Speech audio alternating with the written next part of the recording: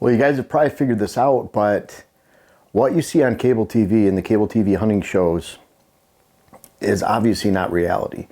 Now I refer to those as Fantasyland states, and boy, it really is. Even when we manage properties and we go to Iowa, portions of Missouri, Kansas, Kentucky, you go to these states that don't have a lot of hunting pressure most of the time, and with fewer hunters and really good deer herds, a lot of great habitat, it makes it so that deer just aren't feeling as pressured as a lot of these more northern states: Minnesota, Wisconsin, Michigan, Pennsylvania, New York, let alone Ohio, Indiana, Illinois, portions of Illinois. And so you get into those states and you see these on cable TV and you think, boy, I can just go sit in a high quality scent type blind. We use rednecks. I can just put that right out in the middle of a food plot and enjoy success, because that's how they do it on the cable TV show. And folks, that couldn't be further from the truth. So I want to talk about, should you ever hunt a food plot? And I'm kind of going by my own experience. I started planting food plots in '95. Originated a lot of planting ideas when it comes to food plots, and I've been highly involved in planting food plots for a very long time. Written about it, have a book about it, web class. It's one of our biggest categories here in playlists. I think we have over 200 food plot videos out of 1,000. So it's a big chunk of what we do here at WHS, and we're always innovating and experimenting. They're vital to private land development. In fact, if you have private land and you're only planting on timber stand improvement and working on the habitat, and someone a mile away plants a food plot and has a good food plot program like we teach here at WHS, then they're going to take all your deer and you're not going to see any deer. And certainly, and that's a good point too, because it's not your deer, it's not their deer. It's let the best habitat and the way, and ultimately how someone hunts that habitat the best, see the most deer. And that's simply the way it works. If you don't have a food plot program on private land and you haven't budgeted for that, planned for that, and someone else does, you're not going to reach your goal. You're not going to be able to build your herd. Someone else is building a herd or not building a herd, but depending on what's going on their property. So food plots are vital, but should you ever hunt on them? I went through some of our stats and just looked at some of our food plots in Wisconsin and Minnesota. They're so critical to what we do. 3 out of 12 plots in Minnesota, we have 9 in Minnesota, and 3 in Wisconsin, we can hunt with a bow. We have bow setups for. That's only 3 out of 12. I want you to let that sink in. I notice when we go to properties, most of the time when we're looking at food plots, a very small percentage of those food plots will we actually stick a bow stand on. But that doesn't mean they're not critical. For example, the food plots in Wisconsin are critical to our success. Those are what fill up the bedding areas on the adjacent landowner's property. That allows us to hunt morning stands here, evening stands here, transitional stands in between. That's what sets up our daylight water hole use. No food plots, no water hole use, because the deer are somewhere else, because they're focusing somewhere else during the daylight. Our food plots in Wisconsin are so critical, yet we never hunt them with a bow. I don't think we've ever hunted them with a bow. So we don't take chances when it comes to the potential of spooking out those plots. And 3 of our plots, in small plots or little pass-through plots in Wisconsin here, we have some blinds on, a family tradition tower stand, a couple rednecks hidden behind some brush or red cedar. So they're hidden well, we can get in and out, and those deer are on their way to somewhere else. That's the definition of a hunting plot. It's a plot you can observe, like looking through a window of deer movement, and those deer are simply traveling from bedding to a major food source, or in between bedding and bedding, maybe another small food plot. Maybe you have a water hole off to the side and another stand location, but bottom line is, it's a pass-through. It's not the end stopping point. It's not a holding plot. A holding plot is where deer hold before dark and then they go to an afternoon or after dark destination location. A hunting plot is just that pass-through to get to a holding plot. The holding plot holds the deer until dark, and that's what you want set up on your property. I don't like destinations because that's where deer are going to after dark. That's where they stay all night. I don't want that to be your property. I don't want it to be mine. I don't want to collect the deer after dark. That doesn't allow me to build a herd or do anything. If you're collecting deer after dark in a nocturnal food plot, you're not doing a dang thing for the herd, for your hunt, anything. All your efforts are for naught. So this all involves daylight, and that's why we don't sit on every food plot, even though they're so vital, with a bow, even though we love to bow hunt. Now, all of our plots we can hunt with a gun. Obviously, those bow shot plots are really close. Those are our 3 close ones.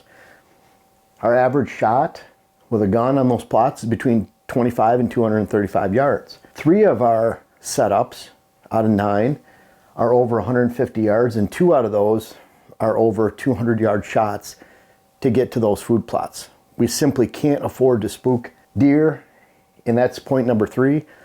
We can't afford to spook deer. You can't either, no matter what. And so a lot of people are using their plots. They're planting pretty plots, even good fall plots, but they're spooking those deer off the plots, and they're doing way more harm than good. They're not helping the health of the herd. And then if you're creating a nocturnal herd, you're not building anything, you're not doing anything. I practice QDM principles, meaning populations in balance with the habitat, adequate buck age structure, and improved sex ratios. I look for those biological balances within the herd in trying to create that. But if you're creating nocturnal food plots, it's anti-QDM. You're anti-efforts. You're not going to reach your goals. So we can't afford to spook deer off a food plot no matter what. So when it comes to asking yourself the question, should I hunt on a food plot or not?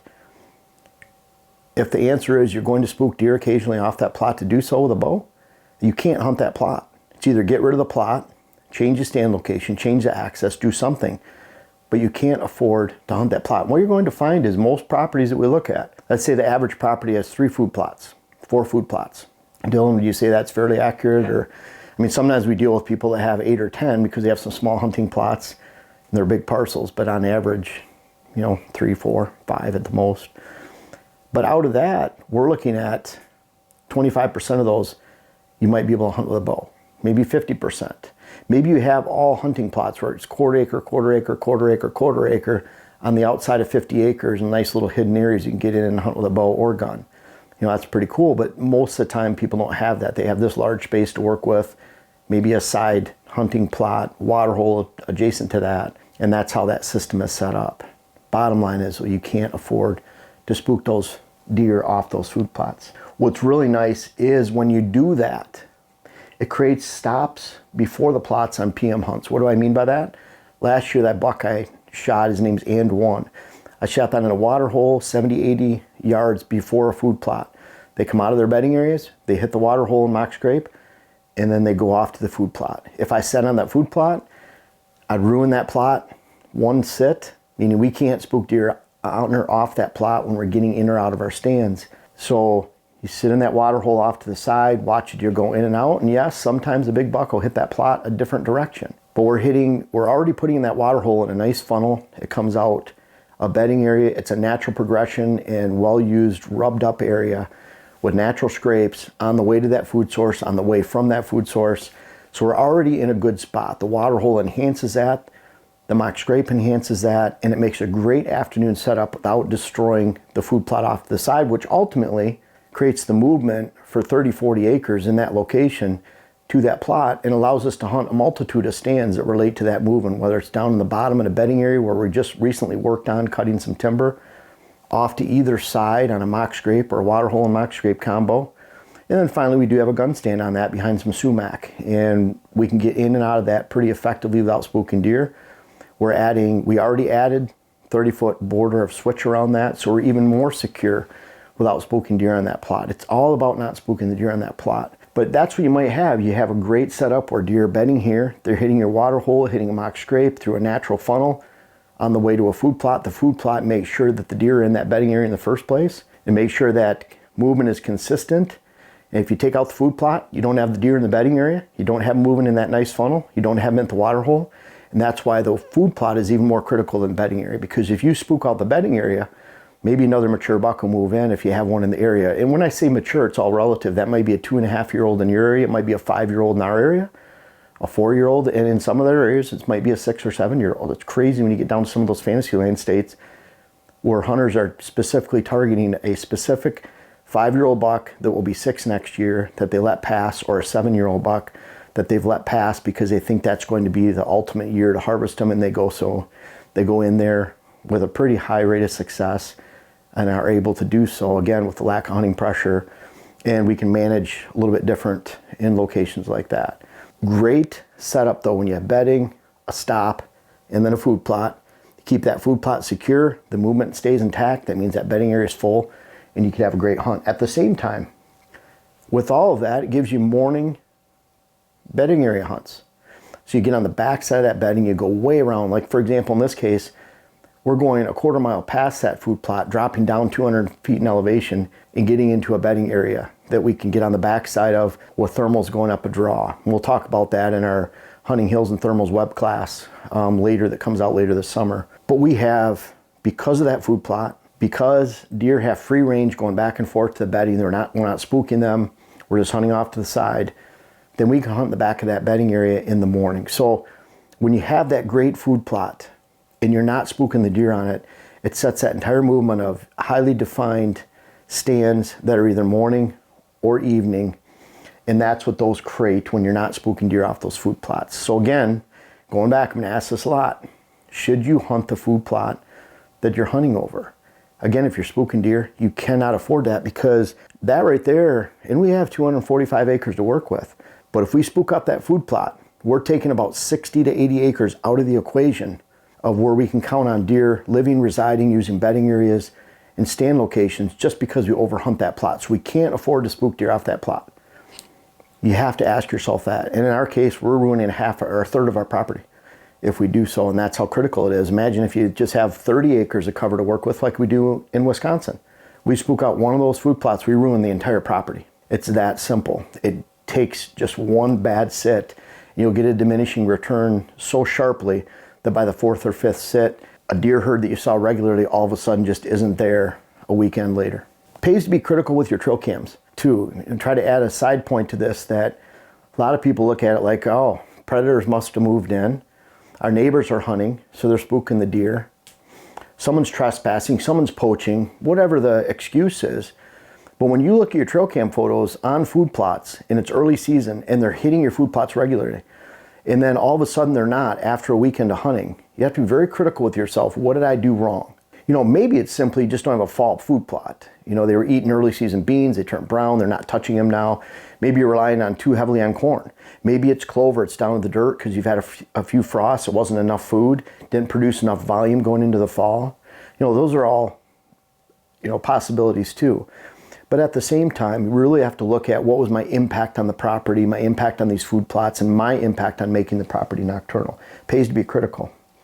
Number 5, foundation of private land design is a food plot.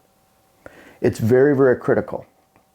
It's the main food source in the area, the highest quality food source, and it's no different on public land. When you're public land hunting, the foundation of your hunting strategy should be a food source. Food sources are always changing on public land. You don't have a food plot that someone manicures and manages for season-long attraction and volume. Instead, you have this white oak flat that's dropping in late September, early October. You have this red oak flat over here that's dropping later in the year. You have this clear cut that deer are hitting really hard the end of November into December.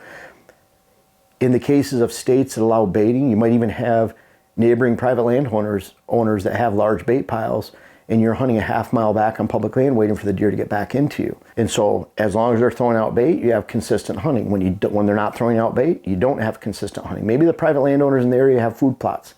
You're hunting bait way back on public land, and I can tell you, I've been to dozens of parcels that are adjacent to public land, and no one hunts that public land. Everyone says that public land is really overpressured, and a lot of it is in certain areas, especially metropolitan areas. But it doesn't matter if it's Michigan, Wisconsin, Ohio, some of these big states where you have a lot of hunting pressure, Pennsylvania. I've been on private land where there's great public land next door that you can get into, and no one's hunting that public land right next to those landowners because they never see anybody. They never see any signs of trespassers. But bottom line is that food source, whether it's changing on public land or delivered by neighbors on public land, or it's actually your food plots, that's the foundation movement. Once you have that safe food plot location and you're not spooking deer off it, now that sets up the next step is where can we bed does next to it. Then the next step is where can bucks potentially bed. That means you can say, I'm going to hunt here in the morning, wait for deer to come back to me. I can hunt over here in the afternoon, evening, because deer are hitting this food plot during the daylight every single day, and I'm holding them closely. If deer are getting to your property, your food plot's till middle of the night. I'd say if it's getting dark at 6, they're hitting at 10, 11. They were just a mile away, half mile away, 3/4 mile away. They're somewhere else. They don't just sit back on your 40-acre parcel on a little hump or bedding area and then decide at 2 a.m. to get up and go feed. They gravitate, especially mature bucks, to the best food in the area, and they want to hit that consistently in and around the hours of shooting light in the afternoon. Maybe an hour after, that's reasonable. But 3 or 4 hours after, let alone the middle of the night, is not reasonable. That means they're just a long ways away. You know, one of the things when we're looking at property, our WHS team with Joe, Kevin, Dylan, myself, these guys, and Dylan didn't have to be told or taught or anything, because Dylan's followed the WHS concepts for, you know, we've been working together. Dylan, it's been 6 years almost. Isn't that crazy? It's ingrained in my head. It's weird. I'm sorry. He's heard this, obviously. He shot probably over 1,000 videos with me at this point. We talk about these setups all the time, but the concepts that we try to teach, we adhere to. He just does it naturally. Kevin and Joe, they had to learn the process over the last several years. Joe started learning 2 years ago, I think Kevin 2 years ago, and they've consistently tried to learn those WHS concepts from different avenues and different ways. But bottom line is, when we go out to a property, we look at the properties the same, and we make sure that we do. Right now, when Joe and Kevin go out to a property, I looked at one of Kevin's properties this morning briefly, and I look at a few of Kevin's, but Dylan supervises Joe and Kevin. So every time they write and they draw up a plan, it goes to Dylan. I look at some of those. And so there's an accountability process, but what we're looking at are those concepts. What is being taught? The foundation, number one concept is we're looking at food. We spend the first hour, 2 hours, half hour, whatever it is, interviewing the clients about their food sources. Where can they put food? What kind of resources do they have? We're not telling people to buy a dozer. We're not telling people to buy an expensive tractor. We're not even telling someone to buy an ATV. We're making recommendations based on what they tell us are reasonable expectations that they can deliver over the next year or two. So that's a big conversation, because you can imagine some people have no problem spending money to buy an $80,000 tractor and grain drill setup, while others are planting with a backpack sprayer and a rake and a handheld broadcaster. And there's nothing wrong with that. We have to tailor a recommendation to the resources of our clients. But that food plot and where it's located, and if you can spook deer or not, sets up the entire foundation of the land. There, once that food plot's set, we can set doe bedding areas, we can set those stopping point stand locations of water, mock drapes before deer get to a food source in the afternoon and evening, cruising stands where they're all day availability, bedding area stands where it's more morning relating. Now we can set the whole structure when we have that food source. So again, I'll ask it again.